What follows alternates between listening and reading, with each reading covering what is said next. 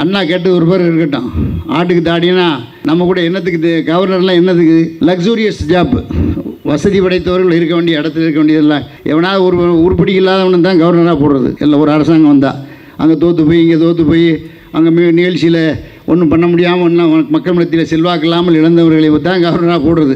நம்முடைய முதலமைச்சர் அவர்கள் யாருக்கும் அஞ்சுவர் அல்ல, எவ்விடத்திலும் கெஞ்சுவர் அல்ல. போற்றுவோர் போற்றற்றும், புழுதி வாரி தூற்றுவோர் தூற்றற்றும், ஏற்றமிகு கருத்தை எடுத்துச் செல்வோம், எவர் வரினும் நில்லோம் அஞ்சோம் என்ற அடிப்படையிலே செயலாற்றிக் கொண்டிருக்கின்ற ஒரு முதல்வரை நாம் பெற்றிருக்கிறோம். இந்த தமிழிசை சவுந்தரராஜன் ஒரு அம்மா இருக்காங்க. அவங்க பார்க்குற 2 நாளாக 2026 என்னமோ கூட்டணி ஆட்சி வரும்னு முதல்ல சொன்னாங்க. அப்புறம் என்னமோ சொன்னாங்க, முதல்ல கூட்டணி இல்லைன்னாங்க, அப்புறம் கூட்டணினாங்க. நீ யார் வேணாலும் என்ன வேணாலும் கூட்டணி வச்சுட்டு போய், எங்களுக்கு அதை பற்றி கவலை இல்லை. 2026 திராவிட முன்னேற்ற கழகம் ஆட்சி அமைப்பு என்பதில் உறுதி, அதில் மாற்றமே கிடையாது. இந்த தமிழிசை சவுந்தரராஜனுக்கு கொண்டு நான் சொல்லிக் கொள்வேன், இத்தனை கோயில் குன்னக்குடிக்கு அன்னக்காவடி எடுத்தாலும் சரிதான், நீங்கள் நிச்சயமாக ஜெயிக்க முடியாது, ஜெயிக்க முடியாது, ஜெயிக்க முடியாது. திராவிட இயக்கத்தின் உணர்வு தான், திராவிட மாடல் ஆட்சி தான் என்று தலைவர் பின்னாடி வருவதற்கு 2 கட்சியும் சொன்னாங்க. இங்கே ஆளாக இருக்கவங்க தான் கொஞ்சம் கொஞ்சம் அங்கங்கே அப்பப்போ ஃபிலிம் காட்டுவாங்க. நானும் எம்எல்ஏக்கு நிற்கணும்னு சொல்கிறேன். மாவட்ட செயலாளரை கொள்ளையடிச்சு 5 ஆண்டு காலம் ஆட்சி நடத்தினாங்களே. தலைவர் நல்லா கேட்டார், நான் ஊர்ந்து போய் பதவி வாங்கினேன் அப்படின்னு கேட்டார். நான் இருக்கையில், நான் அமைச்சராக இருக்க, எடப்பாடி வந்து சாதாரண ஆள், ஒரு எம்எல்ஏ வந்து நிற்பார். நான் மண்டை வேலை வியாபாரம் பண்ணேன், நஷ்டமாக போச்சு, ஒரு வேலை கொடுங்கன்னு கேட்பார். சரி, 100 கோடி ரூபாய்க்கு வேலை கொடுக்குறது, செங்கோட்டையனே கூட்டிகிட்டு வருவார். ஆக பின்காலத்து பின்னாடி திரும்பி பார்க்கணும். நடந்து வந்த பாதை யாரும் மறந்துடக்கூடாது. ஒரு ஆளுநர் என்பவர், நான் பல ஆளுநர்களை பார்த்திருக்கிறேன், பல தலைவர்களை பார்த்திருக்கிறேன்.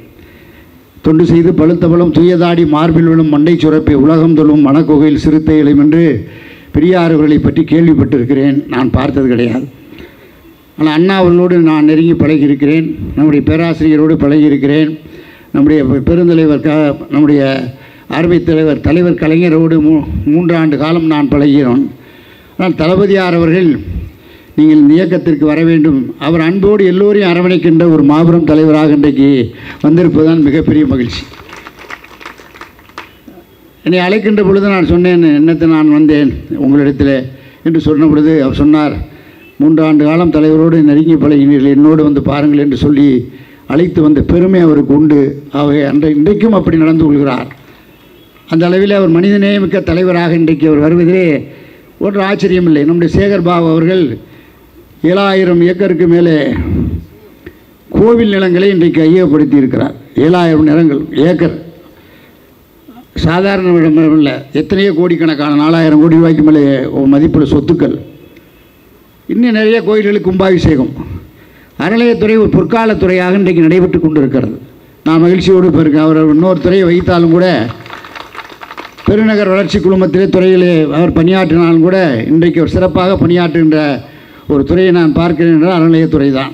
அந்த அளவிற்கு நம்முடைய நானே எத்தனையோ துறைகளையும் நான் பார்த்திருக்கிறேன். பொதுப்பணித்துறை பார்த்திருக்கிறேன், நெடுஞ்சாலைத்துறை பார்த்திருக்கிறேன், மின்சாரத்துறையை பார்த்திருக்கிறேன், போக்குவரத்துறையை பார்த்திருக்கிறேன், பிற்பட்டோர் நலத்துறை பார்த்திருக்கிறேன், நம்முடைய இப்பொழுது உயர்நிலை கல்வித்துறை கூட பார்த்திருக்கிறேன். நான் அப்பொழுது சொன்னேன் கலைவரிடத்தில், நீங்கள் செலக்டட், நாங்கள் எலெக்டட், நாங்கள் மக்கள் பிரதிநிதிகள், நீங்கள் அமித்ஷாவால் நியமிக்கப்படுகின்ற ஒரு மனிதர் என்று அவரிடத்தில் நேரடியாக சொன்ன வலிமை எனக்கு உண்டு. அந்த அளவிலே நான் கவர்னரிடத்தில் நேரடியாக பேசியிருக்கிறேன். நம்முடைய உயர்கல்வித்துறை அமைச்சராக இருந்தவர். அவர் எப்படி போனாலும் சரி, இந்திய நாட்டினுடைய வலிமைமிக்க தலைமையாக மோடி அவர்கள் இப்பொழுது நம்முடைய ராமநாதபுரத்திற்கு வந்தார்கள். நானும் சென்றிருந்தேன். இந்த நிகழ்ச்சிக்கு நம்முடைய தலைவர் அவர்கள் கலந்து கொள்ள வேண்டும் என்று பணித்தார்கள். அவர் சொன்னார், அழுகிறார்கள் என்று சொன்னார். அழுவதல்ல, உரிமையை கேட்கின்ற பொழுது அழுவதல்ல. உரிமையை கேட்காமல் இருந்தால்தான் மனிதன் அழுக வேண்டும். உரிமையை கேட்பதற்கு எதற்காக அழுக வேண்டும்? நம்முடைய முதல்வர் அவர்கள் நிதி வேண்டும் என்று கேட்கிறார். 3 காரியங்கள்: மும்மொழி கொள்கை, நிதி ஆதாரம் என்று கேட்கிறார். நிதி ஆதாரம்னா 29 பைசா கொடுத்தா எப்படி? 6.5 லட்சம் ரூபா வசூல் பண்ணுறீங்க. நம்முடைய தமிழ்நாட்டிலிருந்து வசூல் பண்ணுகின்ற தொகை 6.5 லட்சம். 29% கொடுத்தா என்ன நியாயம்? உத்தரப்பிரதேசத்திற்கு 3 மும்மடங்கு வசூல் பண்ணுற தொகையை காட்டலாம். ஆகவே நீங்கள் பாரபட்சம் காட்டாதீர்கள். தமிழ்நாட்டு கோடியிலே 8 கோடியே 14 லட்சம் பேர் வசிக்கிறோம். நம்முடைய இந்தியாவில் 143 கோடியே 70 லட்சம் பேர் வசிக்கிறார்கள். நம்முடைய பாரதியர் இருந்த காலத்தில் எத்தனை பேர் 30 கோடியும் வாழ்வோம் அல்லது 30 கோடியும் வீழ்வோம் என்று சொன்னான். பாரதி இருந்த காலத்தில் 30 கோடி தான் இந்தியாவில் இருந்தது, 143 கோடி இருக்கிறார். ஆகவே தொகுதி சீரமைப்பு என்று வருகின்ற பொழுது 543 எம்பிக்களுக்கு பதிலாக 800 எம்பிக்களை கொண்டாடுவோம். நாங்கள் வடக்கே இருக்கின்றவர்களை வைத்துக்கொண்டு ஆட்சி நடத்துவோம், தெற்கே நடுங்கில் நம்முடைய மொழிகள் தேவையில்லை என்று சொல்லுகின்ற ஒன்றிய அரசை எதிர்த்துத்தான் இப்பொழுது போர். அமைச்சர் பதவி என்பது தோளிலே போட்டிருக்கிற துண்டு. நம்முடைய பேரறிஞர் அண்ணா அவர்கள் சொன்னார்கள், கட்சி என்பது இடுப்பிலே கட்டி இருக்கிற வேஷ்டி. அண்ணா அவர்கள் சொன்னதுபடி தோளிலே போட்டிருக்கிற துண்டுகளை உதறிவிட்டு கட்சியில் இறங்கி பணியாற்றுகின்ற ஒரு வாய்ப்பை நம்முடைய முதல்வர் தருவாரானால் நிச்சயமாக இதை செய்வதற்கு தயாராக இருக்கிறோம். 53 ஆண்டு காலம் அரசியலில் வாழ்க்கையில் வாழ்ந்தாகிவிட்டது. 15 தேர்தல் 12 தேர்தல்களில் வெற்றி பெற்றிருக்கிறோம், 4 தேர்தலில் தோல்வி அடைந்திருக்கிறோம். அதை பற்றி கவலை இல்லை. ஆனால் வெற்றி தோல்வி என்பது இயற்கையில் வருவது. ஆனால் தன்மானம் ஒன்றுதான் நிலைத்து நிற்பது என்பதை மாத்திரம் நம்முடைய முதல்வர் அவர்கள் மனதிலே வைத்திருக்கிறார்கள். அப்படிப்பட்ட தன்மான உணர்ச்சியோடு இன்றைக்கு அரசு அமைப்பிலே பணியாற்றி கொண்டிருக்கிறோம். அந்த அளவிற்கு நம்முடைய சேகர்பாபு அவர்கள் நம்முடைய சட்டமன்றத்தில் பேசுகின்ற பொழுது திருப்பி சொல்லுவார் சில விஷயங்களை. அப்பொழுது கூட சில பேர் சொல்வார்கள், என்ன திருப்பி சொல்கிறாரே என்று. நான் சொல்வேன், நீங்கள் அழுத்தி சொல்கிறார் என்று அதை ஒரு தடவை கவனியுங்கள் என்று நான் சொல்வேன். பக்கத்தில் இருப்பவர் அமைச்சர் எடுத்தது. அப்பொழுதுதான் அவருடைய சொல்லுவர் என்ற விஷயம் புரியும். அவர் எவ்வளோ பேருக்கு சாப்பாடு போடுறோம், என்னென்ன மாதிரி பெரியாருடைய நெஞ்சிலே தைத்த முல்லை எடுத்தவர் நம்முடைய தலைவர் கலைஞர் அவர்கள். அனைத்து சாதியினரும் அர்ச்சகராகலாம் என்ற உணர்வினை கொண்டு வந்தவர் நம்முடைய தலைவர் கலைஞர் அவர்கள். அவருடைய வழியிலே இன்றைக்கு நம்முடைய தளபதி அவர்கள், அவருடைய வழியிலே நம்முடைய சேகர்பாபு அவர்கள். ஆக இப்படி அனைத்து துறைகளிலும் இன்றைக்கு தன்மானத்தை, ஒரு கவர்னரை எதிர்த்து ஒரு சுப்ரீம் கோர்ட்டுக்கு போகிறோம்னா பொறுமை தேவை. இப்போ எத்தனை வருஷம் ஆச்சு? 4 வருஷம் ஆச்சு. 4 வருஷம் நாங்கள் கூட என்ன ஒரு வைஸ் சான்சலர் நியமிக்கிறதுக்கு 4 வருஷம் ஆகுது. ஏற்கனவே இருந்த முறையைத்தான் நம்ம கேட்குறோம், ஒன்றும் புதுசாக ஒன்றும் கேட்கல.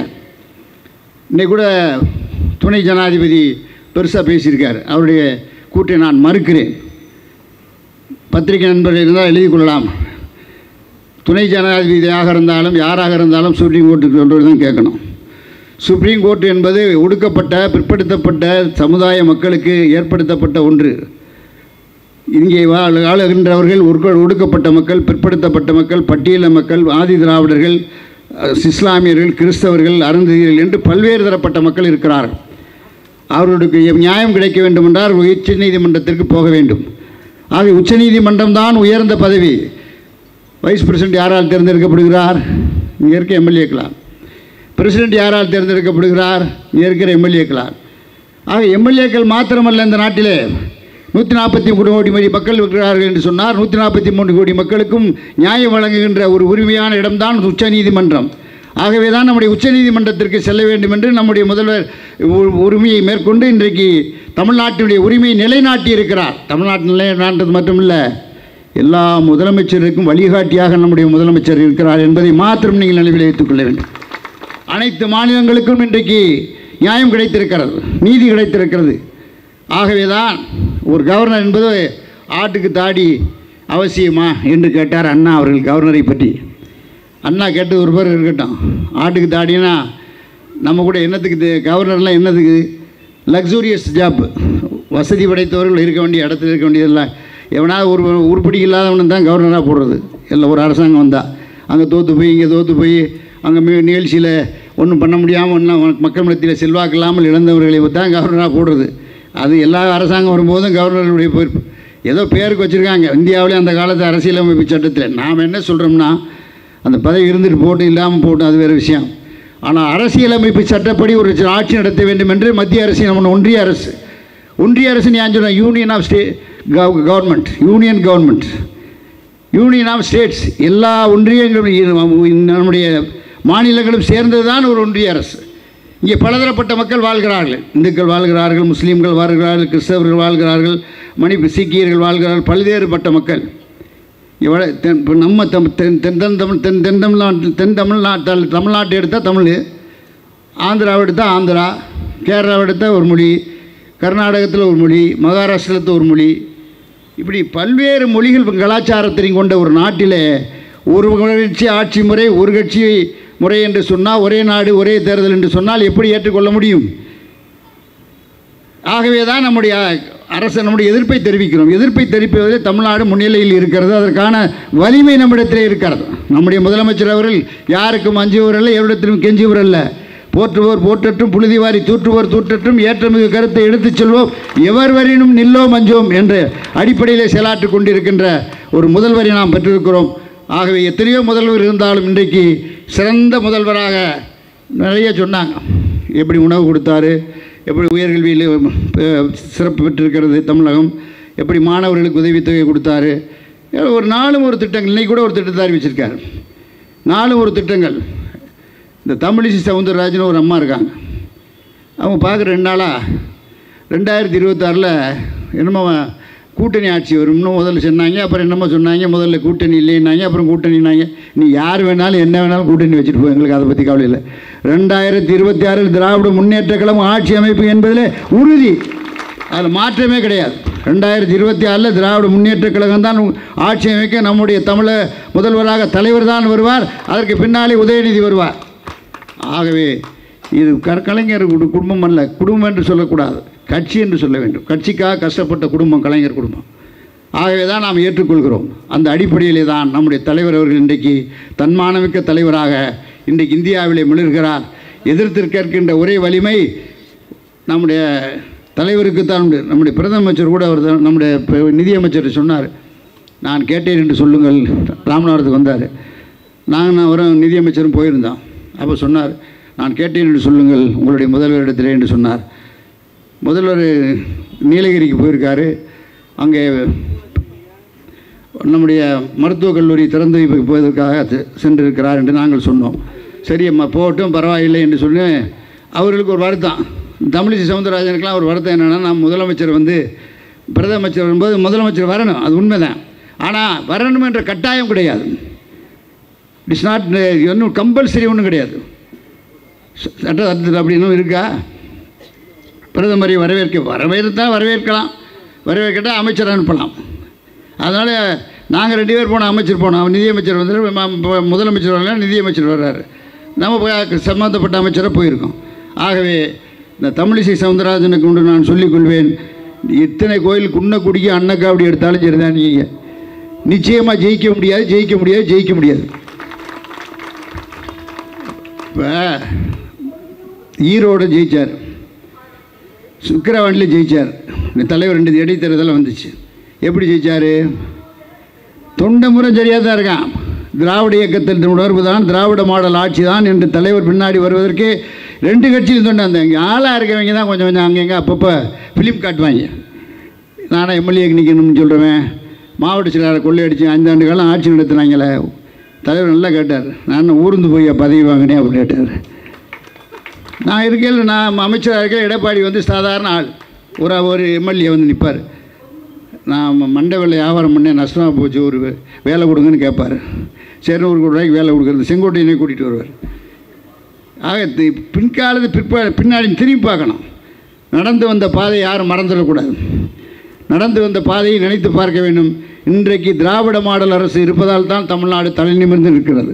இந்தியாவிலே திராவிட மாடல் அரசு என்ற ஒன்று தலைவர் நடத்தி கொண்டிருக்கின்ற காரணத்தினாலே இன்றைக்கு தலை நிமிர்ந்து இருப்பதற்கு ஒரே காரணம் நம்முடைய முதலமைச்சர் அவர்கள். அவருடைய பிறந்தநாள் விழாவிலே நாம் அனைவரும் ஒன்று கூடுவோம், வென்று காட்டுவோம் என்று உங்களிடத்தை சொல்லி, நம்முடைய சிறப்பான நிகழ்ச்சி நம்முடைய எழிலரசி அவர்களும், நம்முடைய 9 மணி ஆச்சா, ஆமாம் மோகனசுந்தரம் அவர்களும், ரவி அவர்களும் மிக சிறப்பாக இங்கே உரையாற்றினார்கள். எல்லோரும் கேட்டுக்கிட்டு இருந்தான்.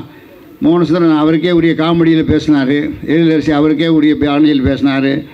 ரவி 3-4 கருத்துக்களை மிகவும் மெளிவாக சொல்லிவிட்டு சினிமா துறையிலிருந்து என்னென்ன செய்தார் என்று சொன்னார்கள். நம்முடைய முதல்வர்கள் அனைத்து துறைகளுக்கும் செய்திருக்கிறார். மாற்றுத்திறனாளிகளுக்கு கூட இன்றைக்கு திருநங்கைகள் என்று பெயர் சூட்டியவரே கலைஞர் தான். திருநங்கைகள் என்று பெண்கள் ஆட்சியில் நான் உண்மையாக சொன்னாங்க. பெண்களை பற்றி ஒரே ஒரு கருத்து. நான் 91 அமைச்சராக இருந்தேன். 3 துறைகளுக்கு அமைச்சராக இருந்தேன். பொதுப்பணித்துறை, நெடுஞ்சாலைத்துறை, மின்சாரத்துறை. அப்பொழுது செக்ரட்டரியேட்டில் பார்த்தீங்கன்னா டீ குடிக்க வர்றது 70% ஆண்கள் வருவாங்க, 30% பெண்கள் வருவாங்க. இவ்வளோதான் ஒரு பெண்கள். இப்போ எப்படின்னா 70% பெண்கள் வர்றாங்க, 30% ஆண்கள் வர்றாங்க. தமிழ்நாட்டில் 53% பேர்கள் இன்றைக்கு வேலை பார்க்கிறார் பெண்கள்.